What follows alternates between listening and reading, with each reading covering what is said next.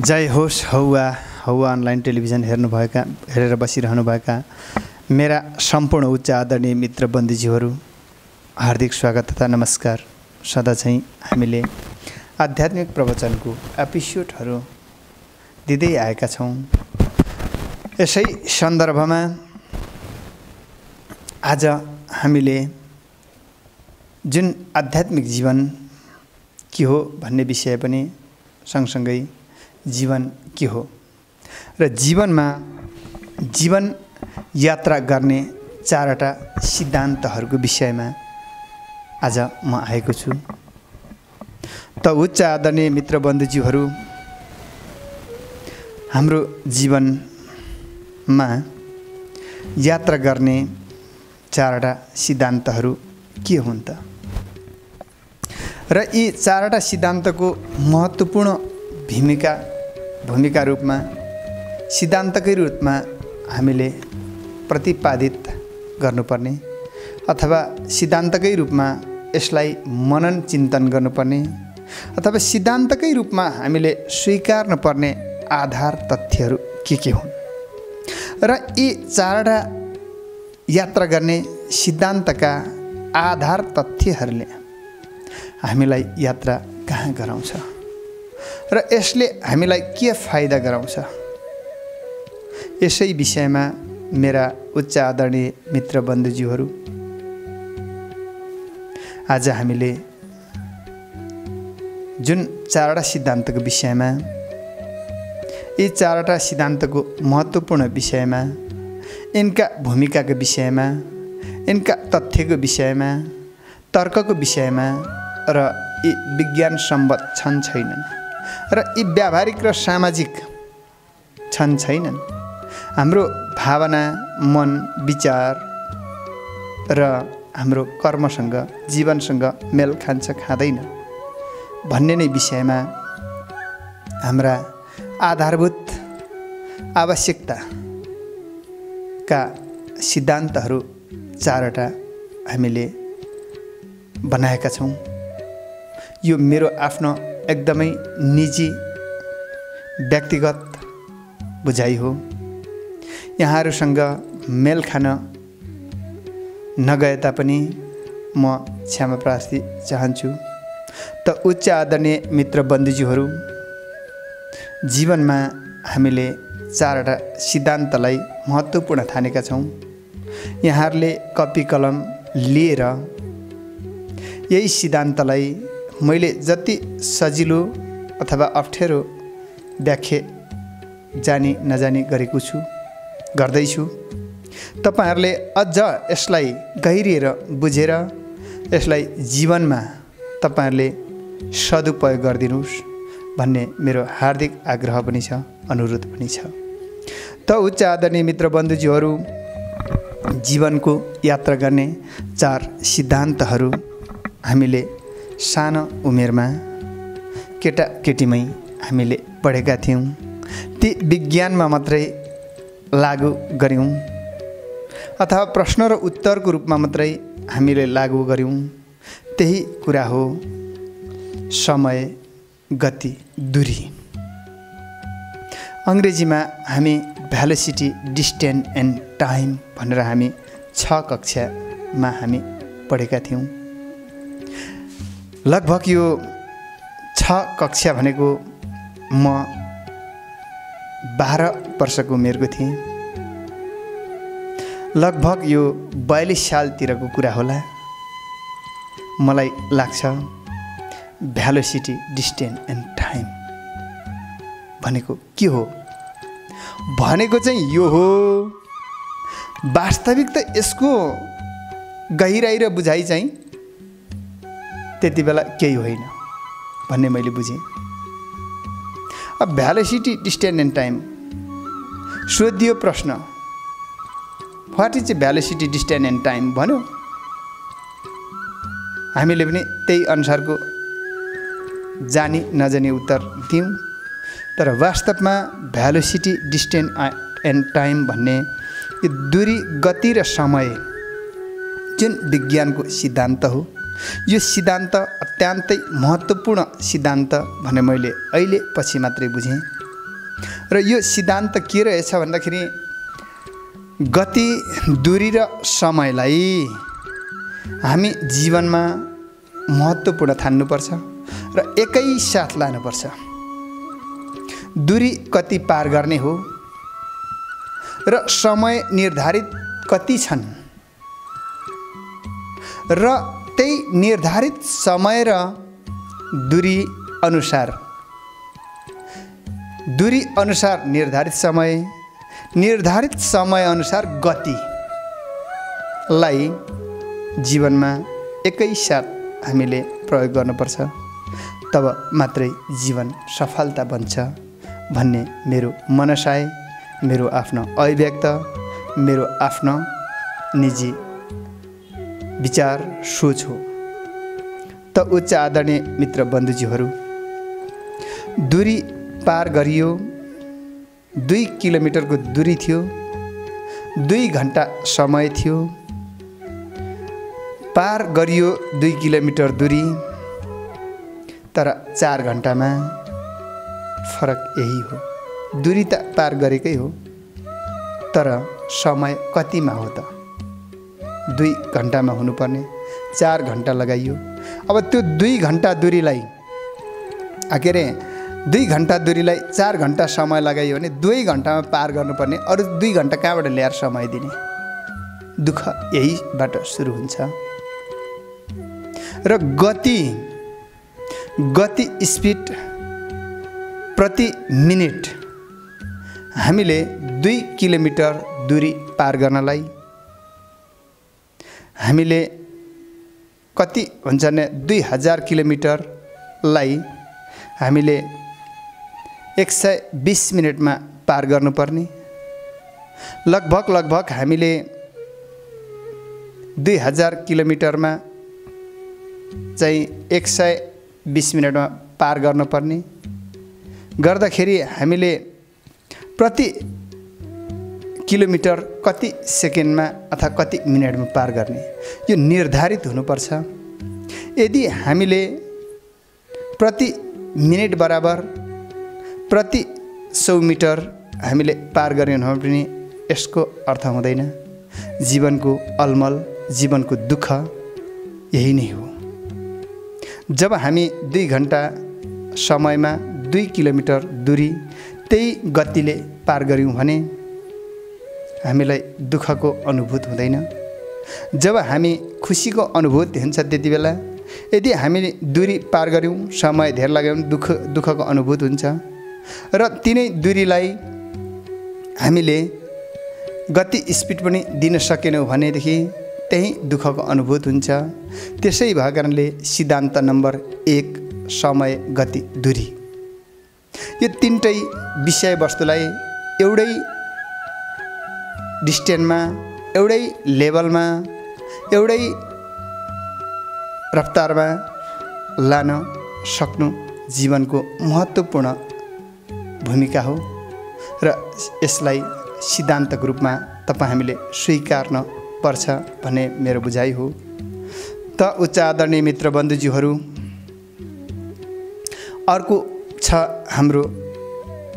हामीले सानैमा हामी पढ्यौँ, लगभग यो 8औं कक्षातिर हामी पढेका थियौँ होला। यी पढेका सिद्धान्त हो rotation and revolution of rule, परिभ्रमण र परिक्रमणको सिद्धान्त। तपाईँ हामीले देखेका छौँ, पढेका छौँ। पृथ्वीले जसरी परिभ्रमण गर्दै जान्छ, दिन रात छुट्टिँदै जान्छ, 24 घन्टामा 12 घन्टाको रात, 12 घन्टाको दिन छुट्याउँदै जान्छ। त रोटेसन सकिएपछि, रोटेसन सँगसँगै सकिएपछि होइन, रोटेसन सँगसँगै रिभोल्युसन पनि गर्छ, परिभ्रमण पनि गर्छ। जब परिभ्रमण गर्दाखेरि दिन रात परिक्रमणले छुट्यायो भने परिभ्रमणले 2 मासको 6वटा ऋतु बनाएको छ। 6वटा ऋतु बर्खा, हिउँद र वसन्त, शिशिर, हेमन्त यसरी छुट्याउँदै लगेको छ। यो 6वटा ऋतु अनुसार मानिस अथवा सजीवहरू सम्पूर्ण पृथ्वीलोकको मानिस अथवा सजीवहरूलाई जीवहरूलाई सहजता दिएको छ र हाम्रो जीवनमा पनि व्यावहारिक तहमा हामीले rotation and revolution of rule परिभ्रमण र परिक्रमणको सिद्धान्तमा जसले हामी स्थापित हुन सक्दैनौँ, जसले यसलाई हामीले पछ्याउन सक्दैनौँ, जसले हामीले ग्रहण गर्न सक्दैनौँ, त्यही हो दुःख। दुःख कहीँ होइन, यही छ दुःख। यदि प्रकृतिले यदि एकनाशको नगरिकन हिउँदोको जस्तो चिसो हुनु, बर्खाको जस्तो पानी पर्नु भने पृथ्वी सबै आइस बन्छ, जाम्छ, हिउँै हिउँ हुन्छ। र बर्खाको जस्तो घाम लाग्नु, हिउँदोको जस्तो पानी नपर्नु भने पृथ्वी मरुभूमि बन्छ तपाईँ हाम्रो क्षेत्र पनि। त्यसै भएको कारणले प्राकृतिक यो सिद्धान्त हो। यो प्राकृतिक सिद्धान्तलाई हामी प्रकृतिका स्रोतहरू हौँ, हामी मानव जीवन पनि। त्यसैले प्राकृतिक सिद्धान्तलाई नै हामीले प्रतिपादित सिद्धान्तलाई नै मानव स्रोत अथवा प्राकृतिक स्रोत मानवले पनि यिनै कुरालाई अँगाल्नुपर्छ, स्वीकार्नुपर्छ, यसबाट शिक्षा लिनुपर्छ भन्ने यसको सन्देश हो। त उच्च आदरणीय मित्रबन्धुज्यूहरू, जुन हाम्रो परिभ्रमण र परिक्रमणको सिद्धान्तपछि अब हामीले सोच्नुपर्छ, बुझ्नुपर्छ रिभर्स इफेक्ट अफ ल, क्रियाको प्रतिक्रियात्मक सिद्धान्त। यदि क्रियाको प्रतिक्रियात्मक सिद्धान्त हामीले बुझ्न सकेनौँ भने न्युटनको तेस्रो चालले के भन्छ भने every action is opposite equal to reaction. हरेक वस्तुको उसको गति वेग अनुसार नै विपरीत दिशाबाट पनि वस्तुको वेग र गति बराबर हुन्छ भन्ने हामीले बुझेका छौँ। यसको अर्थ यो हो, तपाईँ हामीले यही सिद्धान्तलाई जीवनमा, यही प्रतिपादित सिद्धान्तलाई जीवनमा तपाईँ हामीले लागू गर्नुपर्छ। यो महत्त्वपूर्ण सिद्धान्त हो भन्ने मलाई लाग्छ। यो सिद्धान्त भनेको के हो भन्दाखेरि हाम्रो जीवनमा कसरी लागू हुन्छ भनेर हामीले प्रश्न गर्छौँ भने यसको उत्तर हो, तपाईँ मित्र बन्धुज्यूहरूलाई आज म गाली र गलोज गरेँ भने तपाईँहरूले पनि गाली र गलोज नै गर्नुहुनेछ। आज तपाईँहरूलाई मैले मान सम्मानपूर्वक म तपाईँहरूप्रति हार्दिक कृतज्ञता भयो भने तपाईँहरू पनि हार्दिक कृतज्ञता नै हुनुहुनेछ। तपाईँहरूलाई मित्र ठाने भने तपाईँहरूले मित्र नै ठान्नुहुनेछ। मैले शत्रु ठाने भने तपाईँहरूले कहिले पनि मित्र ठान्नुहुन्न, मलाई शत्रु नै ठान्नुहुन्छ। र मैले मित्रताको व्यवहार गरेँ भने तपाईँहरूले शत्रुताको व्यवहार गर्नुहुन्न। र मैले शत्रुताको व्यवहार गरेँ भने तपाईँहरू मित्रता ठान्नुहुन्न। त उच्च आदरणीय मित्र बन्धुज्यूहरू, जुन सिद्धान्त छ, जुन क्रियाको प्रतिक्रियात्मक असरको सिद्धान्त छ, यो अत्यन्तै मानव जीवनमा आधारभूत आवश्यकता सिद्धान्त रहेछ।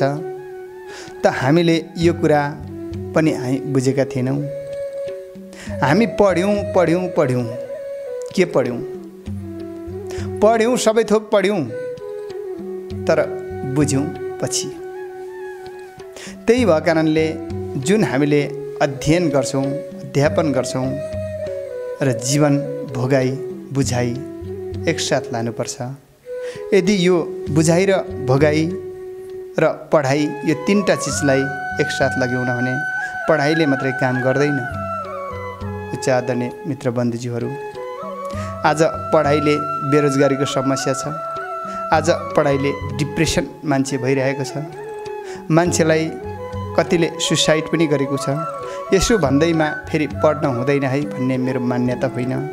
जुन सिद्धान्तमा आधारित हामीले जुन समयलाई हामीले सदुपयोग गऱ्यौँ, पढाइको समयलाई सदुपयोग गऱ्यौँ र यसलाई बुझाइको समयलाई पनि सदुपयोग गर्नुपर्दछ र यसलाई कर्ममा अवतरण गर्नुपर्छ। तब मात्रै तपाईँ हाम्रो जीवन सफल हो, होइन भने यो पनि दुःख हो, मानिसको लागि पीडा हो भने यो तेस्रो सिद्धान्त छ हामीले शक्ति सन्तुलनको सिद्धान्त। Commanding capacitor is equal to equal value भन्ने थ्योरी। यो शक्ति सन्तुलनको सिद्धान्तमा तपाईँ हामी गएनौँ भने तपाईँ हाम्रो यही हो दुःख, यही हो जीवन बर्बाद। तपाईँ हामीलाई आज मानौँ हाम्रो कोठामा 5वटा बत्ती बल्दै थियो, 5वटा बत्तीमा 6वटा 7वटा बत्ती बालेर हामी बत्तीको स्विचलाई यदि बन्द आकेर अन गऱ्यौँ, बत्तीको स्विचलाई हामी बाल्नलाई अन गऱ्यौँ भने बत्ती बल्दा बल्दै जब अन्तिम स्विच पुग्दाखेरि हाम्रो एमसिबी झर्छ र सबै बन्द अँधेरो बनाउँछ। यसको अर्थमा के हो भने जीवन यही हो। हामीले शक्ति सन्तुलन गरेर दुरुपयोग गर्न हुँदैन। जति हामी शक्ति सन्तुलन गर्छौँ, हाम्रो क्षमता हैसियत कति हो त्यसको लेभललाई बढाउने हो, हामीले दुःख मान्ने होइन। जब शक्ति सन्तुलनको सिद्धान्तमा हाम्रो आफ्नो पावरफुल पर्फर्मेन्सहरू, हाम्रो क्षमतालाई अभिवृद्धि जति गर्दै लान्छौँ त्यति हरेक कुरा हाम्रो सन्तुलन हुँदै जान्छ। हामीले एउटा सानो झोला लगेर 50औं खरिद गरेर हामी सानो झोलामा अटाउन सक्दैनौँ। झोला सन्तुलित हुनुपर्छ, ठुलो झोला भए सबै सामान अट्छ। र त्यसैले गर्दाखेरि हामीले यी 4 सिद्धान्तहरूको बारेमा प्रतिपादित स्थापित सिद्धान्तहरू हामी पढ्यौँ मात्रै हामी बुझेको रहेनछौँ। हामीले यसबारेमा बुझ्न अत्यन्तै जरुरत छ। उच्च आदरणीय मित्र बन्धुज्यूहरू, मलाई अत्यन्तै म सानो भनौँ केही बाल्य अवस्थाको उमेरको कहानीहरू म स्मरण धेरै वर्षपछि मैले गरेँ। यो फेबल अफ एसोप भन्ने 9 कक्षामा हामी पढ्नु पर्थ्यो। यसको कथाको सन्देश के हो केही बुझिएन, कण्ठस्थ मात्रै गर्ने प्रयत्न गरिएछ।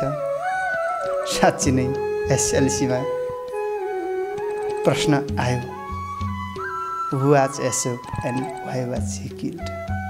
एसोप को थिए र किन मारियो? हामीले पढेका थियौँ Aesop was Greek slave, he live in 16th century in Greeks. Aesop story teller become famous भनेर हामी पढेका थियौँ। एउटा एसोप भन्ने मान्छे ग्रीसको दास थिए, कुरूप पनि थिए र ऊ चाहिँ त्यसै दासत्व युगमा जन्मेका मान्छे। दासलाई त्यति बेला काटमार गर्न पनि पाइने, फ्याँक्न पनि पाइने र यिनलाई बेच्न पनि पाइने। त्यही अवस्थामा पनि यी कुरूप पनि थिए, मुख पनि लाग्ने भकभके थिए भनेर हामी पढ्यौँ। र एसएलसीमा उत्तर दिँदा पनि मजाले नै मैले दिएँ। एसोप ग्रीक्सको एउटा दासी थिए, यी मान्छे कथावाचक थिए र यिनलाई पछि सुनको कप चोरियो मन्दिरको भन्ने अभियोगमा उसलाई त्यही सहरको नजिकमा ढुङ्गे चट्टानमा फ्याँकिएर मारियो भन्ने मैले उत्तर दिएँ। मैले सही नै उत्तर दिएँ, म कन्फिडेन्ट छु। तर प्रश्न यहाँ के हो भन्दाखेरि, तर्क यहाँ के भन्दा यो प्रश्न र उत्तरको मात्रै विषय होइन रहेछ। यसको सार कथाको सन्देश के हो भन्ने बुझ्नु पर्दो रहेछ। आज मैले 47 सालतिरको कुरा हो। आज 30 वर्ष अन्तरमा म यही विषयमा म आज फेरि बोल्दैछु। आजभन्दा 2 वर्ष अघि मैले के बुझेँ भन्दा यसको सन्देश त के रहेछ भने कुरूप भएर केही हुँदैन। दासको परिवारमा जन्मेर केही हुँदैन। मुख त्यति नलाग्ने भएर पनि केही भएन। ऊ चाहिँ प्रतिभावानशाली व्यक्तित्व भएको कारणले ऊ बाल्य अवस्थामा उसका मालिकका छोराछोरीहरूलाई भेला पारेर कथा सुनाउँथे। तिनै कथाहरू सुन्दा बच्चाहरू मन्त्रमुग्ध एकहोरो बन्थे। त्यसो भएको कारणले मालिकहरूलाई आनन्द लाग्थ्यो। यसै सँगसँगै ती मालिकहरूले अरू मालिकहरूलाई मेरो दासको छोरा त मेरो नोकरको छोरा त यस्तो पो छ भनेर कथा सुनाए। त्यही सँगसँगै अरू मालिकहरूको बच्चाहरू पनि जम्मा हुन्थ्यो र कथा सुन्दै बस्थे। यिनै कथा सुन्दै बस्दाखेरि उच्च अधिकारीहरूको बच्चाहरू पनि ती कथा सुन्न ल्याए। यसो हुँदा हुँदा उच्च अधिकारीहरूले पनि ती कथा सुने। ती कथा सुन्दा सुन्दै सुनाउँदा सुनाउँदै उनी राजाको सल्लाहकार बने। राजाका सल्लाहकार बनेपछि ऊ दासबाट मुक्त गरे। त्यसो भएको कारणले जीवनमा हामी कति बेला हेला हुन्छौँ, कतिखेर नराम्रो हुन्छौँ उच्च आदरणीय मित्र बन्धुजीहरू, जब हामी काम नलाग्ने भएपछि जब हामी काम नलाग्ने भएपछि हामी हेला हुन्छौँ। त्यसै कारणले यी 4 सिद्धान्तहरू अत्यन्तै काम लाग्ने सिद्धान्तहरू छन्। यदि हामीले यसलाई तपाईहरूले सुन्ने मात्रै नगर्नुहोस्, बुझ्ने पनि गर्नुहोस्। जब यसको गहिराई तपाईहरू नाप्नुहुन्छ तब मात्रै तपाईहरूको उचाइलाई थाहा हुन्छ भन्ने सन्देश हो। जब यो सिद्धान्तहरूको वास्तविकता अर्थ जब बुझ्नुहुन्छ तब मात्रै तपाईँ हाम्रो जीवनमा सरलता हासिल प्राप्त गर्ने एउटा यात्रा मार्ग दर्शन खोल्नेछ। यति भन्दै म पुनः फेरि पनि तपाईहरूसँग म बिदा माग्ने अनुमति चाहन्छु। उच्च आदरणीय मित्र बन्धुज्यूहरू जय होस्। र यसै हौवा अनलाइन टेलिभिजनका प्रस्तुता जीवनजित राईज्यूलाई पनि म हार्दिक कृतज्ञता नमन गर्दै हार्दिक धन्यवाद दिन चाहन्छु। जय होस् हौवा।